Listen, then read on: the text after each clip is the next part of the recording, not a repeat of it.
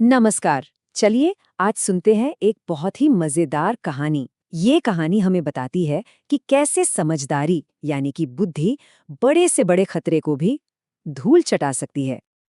तो सोचिए, एक शिकारी ने एक ऐसा खतरनाक जाल बिछाया है कि पूरा का पूरा जंगल डर के मारे कांप रहा है। अब सवाल ये है कि क्या कोई इससे बच पाएगा? चलिए पता लगाते हैं।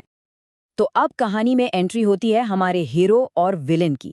इस पहले हिस्से में हम मिलेंगे एक बहुत ही समझदार बंदर से और एक बहुत ही चालाक शिकारी से। देखते हैं कि इन दोनों के बीच की ये टक्कर आखिर शुरू कैसे होती है। तो ये है हमारा हीरो, एक बहुत ही अक्लमंद बंदर। वो घने जंगल में नदी के किनारे एक बड़े से बरगद के पेड़ पर रहता था। उसकी जिंदगी एकदम मस्त और पीसफुल थी। बस पेड़ों पर झूलना, पक्षियों से गपशप करना, वो जंगल का ही एक हिस्सा था।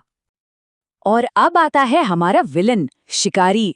पिछली बार ना वो खाली हाथ लौट गया था, तो इस बार उसकी आंखों में गुस्सा भी है और जिद भी। उसने तो कसम ही खा ली है कि चाहे जो हो जाए, आज तो वो इस बंदर को पकड़ कर ही दम लेगा। यहीं से कहानी का असली मजा शुरू होता है। तो बस शिकारी अपनी पहली चाल चलने के लिए तैयार है।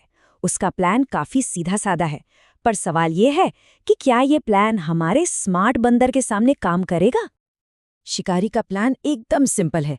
देखो, वो पेड़ के नीचे ढेर सारे मीठे मीठे फल रख देगा, और जैसे ही बंदर उन फलों को छूने आएगा ना, ऊपर से एक छिपा हुआ जाल फट से नीचे गिर जाएगा।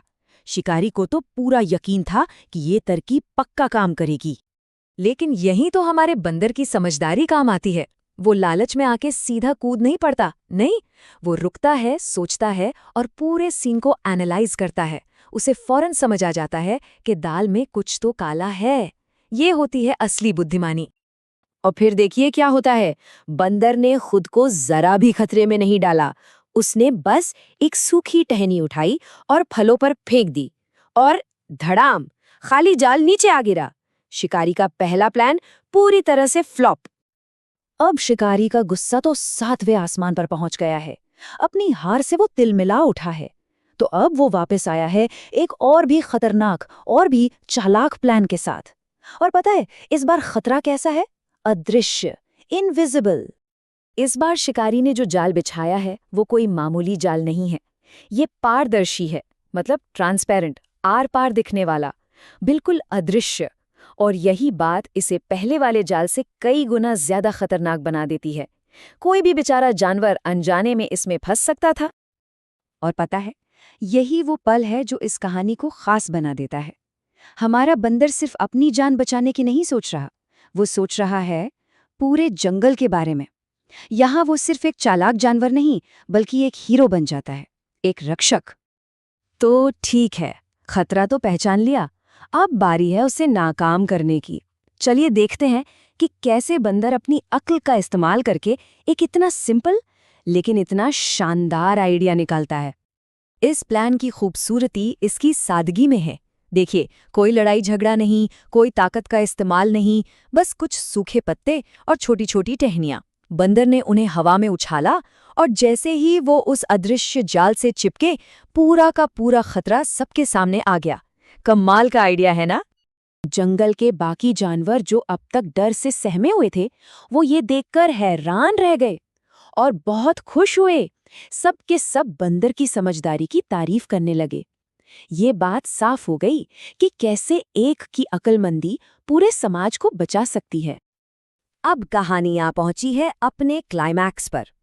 शिकारी आता है अपने जाल को देखने, लेकिन उसे जरा भी अंदाजा नहीं है कि पासा तो पूरी तरह से पलट चुका है। शिकारी बड़ी कॉन्फिडेंस के साथ अपने जाल की तरफ बढ़ रहा है, ये सोचकर कि आज तो कोई ना कोई फंसा ही होगा।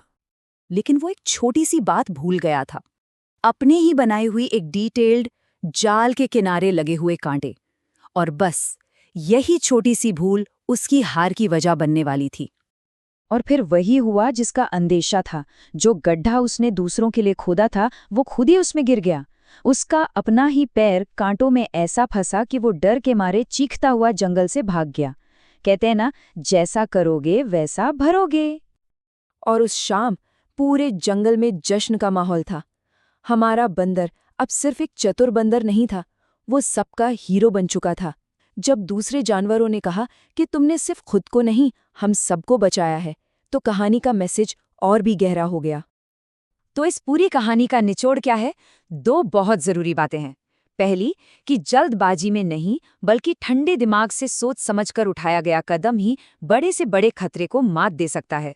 और दूसरी कि असली ताकत जिस्म में नहीं दिमाग में होती है। और हम इसी एक सवाल के साथ आज की कहानी खत्म करते हैं। क्या कभी सोचा है कि जिंदगी में या इतिहास में और कौन-कौन सी ऐसी जगहें हैं जहां ताकत नहीं बल्कि बुद्धि ने बाजी मारी हो? इस पर सोचिएगा जरूर।